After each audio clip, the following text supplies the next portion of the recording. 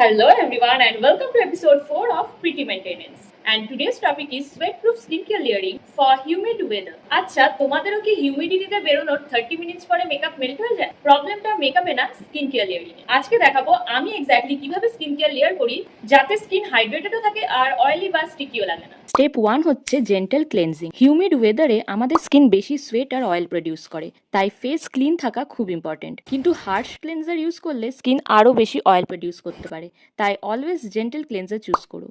Next step is hydration. অনেকেই ভাবে গরমে সিরাম স্কিপ করলেই ভালো, অ্যাকচুয়ালি উল্টো। স্কিন ডিহাইড্রেটেড হলে আরও বেশি অয়েল প্রডিউস করে, তাই light weight hydrating serum use করলে স্কিন ব্যালেন্স থাকে উইদাউট ফিলিং হেভি। তারপর jail moisturiser. Creamy heavy moisturiser humid ওয়েদারে স্টিকি ফিল করতে পারে। জেল বেসড ময়শ্চারাইজার স্কিনকে হাইড্রেট করে বাট লাইট ওয়েট ফিল দেয়। এটা মেকআপের নিচেও খুব সুন্দর বেস ক্রিয়েট করে। Most important step sunscreen.